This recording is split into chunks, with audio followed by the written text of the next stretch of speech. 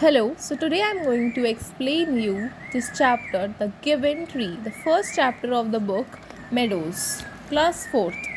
Okay, so once upon a time, एक बार की बात है, there was a huge apple tree, एक बहुत बड़ा apple tree था. A little boy used to come to play near the tree. एक छोटा बच्चा, एक छोटा लड़का रोज़ खेलने आता था उस ट्री के पास. He would search for juicy apples और वहाँ पे देखता था ये छोटा बच्चा है. He would search for juicy apples मतलब जो रस भरे एप्पल्स होते थे उनको देखता था, सर्च करता था, ढूंढता था. He would play alongside the tree and rest under it shade. वो ट्री के चारों तरफ खेलता था और उसके नीचे उसकी शेड पे, उसकी छाया पे रेस्ट भी करता था. One day the tree was surprise to see the little boy approaching it with a sad face. एक दिन पेड़ जब उसको देखा आते हुए, बॉय को जब आते हुए देखा तो देखा कि वो बहुत सैड था.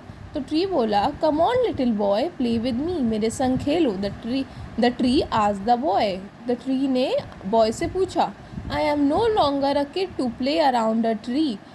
मैं अब उतना छोटा नहीं रहा, इतना छोटा बच्चा नहीं रहा जो मैं खेलूँ इस ट्री के आसपास. आई नीड टॉयज़, मेरे को टॉयज़ चाहिए. I need money to buy toys, और मेरे को पैसे चाहिए टॉयज़ ख़रीदने के लिए. और वेरियस डिज़ाइन, जो कि अलग अलग डिज़ाइंस के हैं और अलग अलग साइज़ के हैं. बॉय ने ये रिप्लाई दिया ट्री को, sorry my dear boy, I do not have money to give you. फिर ट्री ने बोला, सॉरी मेरे बेटे, बट मेरे पास पैसे नहीं है तुम्हें देने के लिए. But you can pick all my apples and sell them, but तुम मेरे में लगे हुए जितने भी एप्पल्स हैं इन सबको लेकर तुम बेच सकते हो. that will give you enough money to buy toys of your choice. ये तुम्हें उतने पैसे दिलवा देंगे, अगर तुम इन एप्पल्स को बेचोगे तो उतने पैसे तुम्हें मिल जाएंगे कि तुम अपनी चॉइस के टॉयज़ खरीद सको. ये रिप्लाई करा ट्री ने इन अ स्वीट वॉइस, एक बहुत ही अच्छी आवाज़ में. The boy grabbed all the apples and left happily. जो बॉय था उसने जल्दी से सारे एप्पल्स ग्रैब करे लिए और वहाँ से खुश होकर निकल गया. ही sold the apples and get money. उसने बेच दिए सारे एप्पल्स और पैसे मिले उसे उसके बदले में. He bought toys of his choice. उसके बाद उसने खिलौने खरीद लिए जो वो ख़रीदना चाहता था. सीजन्स वेंट बाय, मतलब सीजन्स मतलब क्या होता है कि समर विंटर ऐसे सीजन्स जाते गए. Went by but there was no sign of the boy. बहुत टाइम हो गया था लेकिन उस बॉय का कोई भी ट्री दिख नहीं रहा था, मतलब बहुत दिनों से वो बॉय ट्री के पास नहीं आ रहा था. One morning the tree saw it's friend. एक मॉर्निंग पे फिर ट्री ने अपने फ्रेंड को देखा. That little boy had grown up into a big man.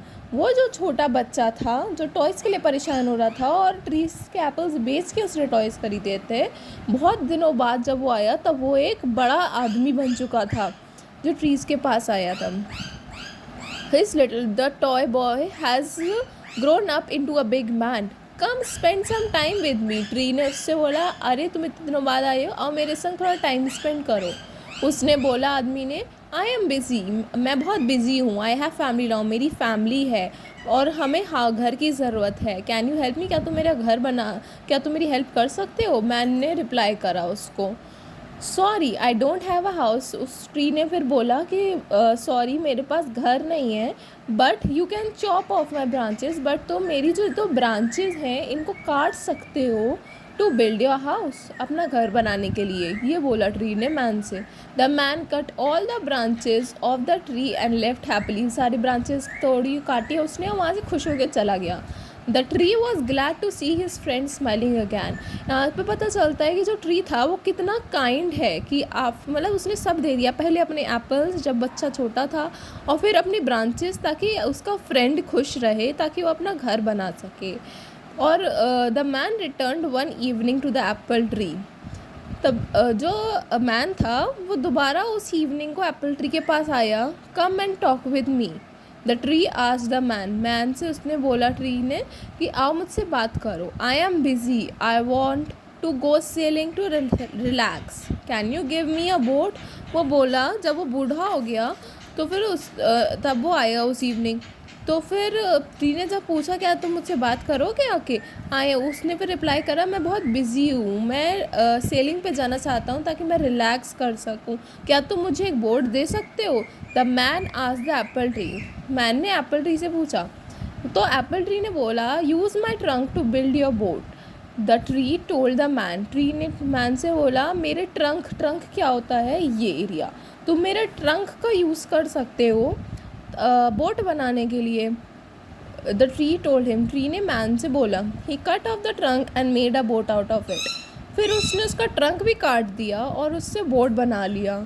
He went selling and was gone for a long time, और वो सेलिंग पे चला गया और बहुत लंबे समय तक वो नहीं दिखा। The man return after many years, वो मैन बहुत सालों बाद वापस जब आया। Sorry my friend but now I do not have anything to offer you, no more apples, no more branches, no more trunk for you to climb on.